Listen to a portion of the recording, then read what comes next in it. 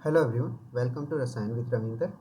आज हम लोग क्वेश्चन के बारे में बात करेंगे। ये एमसेट 2026 में आया हुआ क्वेश्चन है। ठीक है, इस क्वेश्चन में खास बात क्या है कि इस क्वेश्चन में इंथैल्पी चेंज पूछी गई है जब हमारा कन्वर्जन हो रहा है H2O लिक्विड जो 10 डिग्री सी पे है और H2O सॉलिड में कन्वर्ट हो रहा है -10 डिग्री सी पे। मतलब लिक्विड से हमारा सॉलिड की ओर जा रहा है और साथ ही साथ हमें H2O सॉलिड से H2O लिक्विड कन्वर्ट होने के लिए इंथैल्पी दे दी गई है x किलोजूल मोल इनवर्स। ठीक है, तो यहाँ पर इंथैल्पी चेंज पूछी गई है। अगर क्वेश्चन को समरी करें, क्वेश्चन की समरी करें तो यहाँ पर H2O हमारा लिक्विड है और 10 डिग्री सी पे है। 10 डिग्री सी पे मतलब 283 केल्विन पे है। ये कन्वर्ट हो रहा है H2O सॉलिड में -10 डिग्री सी पे मतलब 263 केल्विन पे। तो यहाँ पर इंथैल्पी जो चेंज होगी वो कितनी होगी इस क्वेश्चन में पूछा गया और डाटा हमें दे दिया गया है कि H2O सॉलिड है, H2O सॉलिड है जो हमारा H2O लिक्विड में कन्वर्ट हो रहा है 0 डिग्री सी पे। यहाँ पर 0 डिग्री सी भी है, यहाँ भी 0 डिग्री सी है। साथ ही साथ यहाँ पर हमें इंथैल्पी देनी पड़ रही है x kilo joule mole inverse. ठीक है, ये कहानी है। अब H2O लिक्विड है, अगर इसे सॉलिड में जाना हो, अगर इसे फ्रीज होना हो तो H2O कितने डिग्री सी पे फ्रीज होना स्टार्ट हो जाता है? तो 0 डिग्री सी। कि H2O को 0 डिग्री से होते हुए -10 डिग्री सी पे जाना होगा। मतलब 10 डिग्री सी पे पहले वाटर को जाना होगा, फिर उसके बाद 0 डिग्री सी, फिर देन -10 डिग्री सी। ऐसा तो होगा नहीं कि वाटर डायरेक्ट 10 डिग्री सी पे से -10 डिग्री सी पे आए। जाना तो उससे फ्रीजिंग पॉइंट पार करके ही जाना होगा ना, मतलब 0 डिग्री सी पार करके ही जाना होगा। तो यहाँ पर इक्वेशन क्या बनेगी, कैसे कन्वर्ट होगा वो देखते हैं। तो सबसे पहले हमारा H2O लिक्विड कितने पे है? 10 डिग्री सी पे, 283 केल्विन पे। ठीक है, ये कन्वर्ट हो रहा है हमारा H2O लिक्विड पे। पहले कन्वर्ट होगा 0 डिग्री सी से आएगा, 10 डिग्री से टेम्परेचर कम होते होते 0 डिग्री सी आएगा, मतलब 273 केल्विन पे। ठीक है, यहाँ पर हमें कुछ इंथैल्पी मिलेगी। हम लोग सपोज मान लेते हैं H1 मिली हमें इंथैल्पी। फिर ये इक्वेशन 1 के लिए हमें इंथैल्पी मिली H1। फिर हमारा क्या होगा, H2O जो हमारे पास लिक्विड आया 0 डिग्री सी पे, अब यह फ्रीज होना चालू हो जाएगा, सॉलिड बनेगा। तो H2O सॉलिड बनेगा हमारा 0 डिग्री सी पे, यानी 273 केल्विन पे, 273 केल्विन पे। ठीक है, इसके लिए हम मान लेते हैं हमारे पास इंथैल्पी आई H2। ठीक है, अब फिर क्या होगा, अब फिर हमारे पास क्या होगा कि H2O जो है, H2O सॉलिड जो 0 डिग्री सी पे था वो और ज़्यादा फ्रीज होगा। वो फ्रीज होके कहाँ पर चल जाएगा, H2O सॉलिड -10 डिग्री सी पे, मतलब 273 केल्विन से 263 केल्विन पे।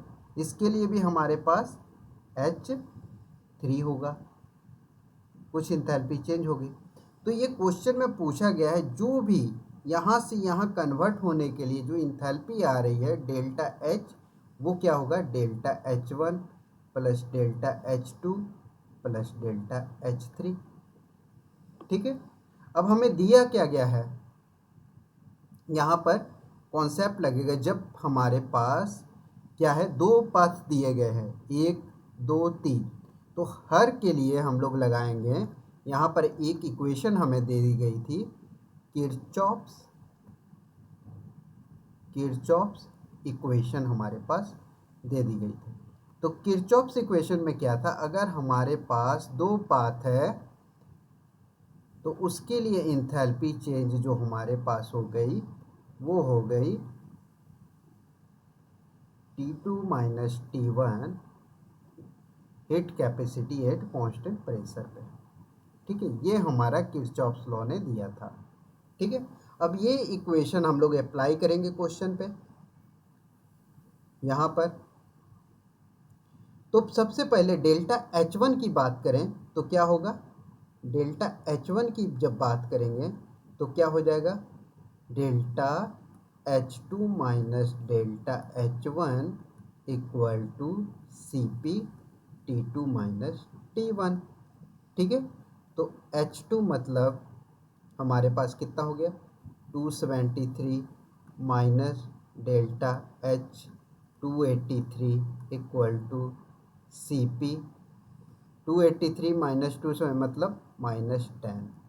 ठीक है, यानी यहाँ से आ गया हमारा -10 CP। और ये CP किस स्टेट के लिए, लिक्विड के लिए, तो यहाँ लिक्विड लिख देंगे। ठीक है, ये हमारे पास डेल्टा H1 आ गया।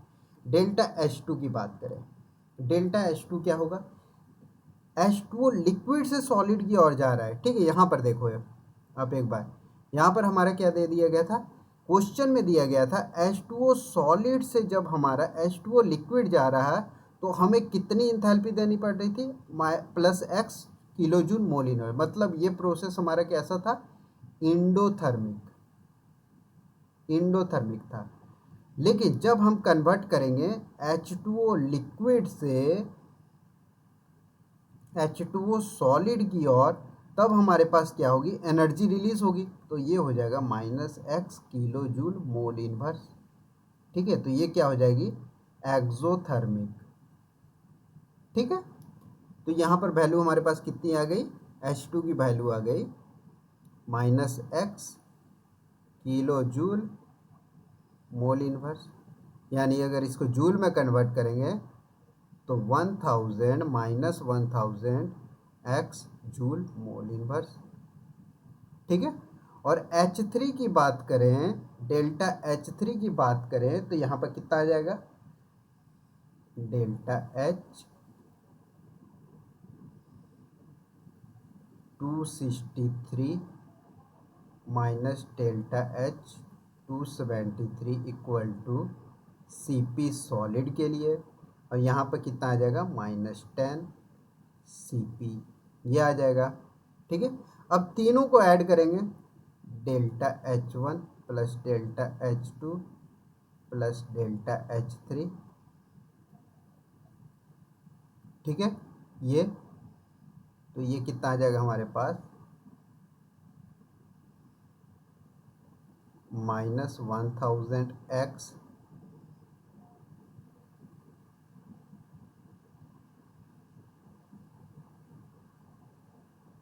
-10 CPX की वैल्यू कितनी दे दी गई थी, CP लिक्विड के लिए Y, और CP सॉलिड के लिए वैल्यू -10 Z। ये आ गया हमारे पास। ठीक है, अब ये क्या करेंगे, माइनस हम लोग कॉमन ले लेंगे, तो 1000X plus 10Y plus 10Z हमारे पास आ जाएगा डेल्टा H की वैल्यू।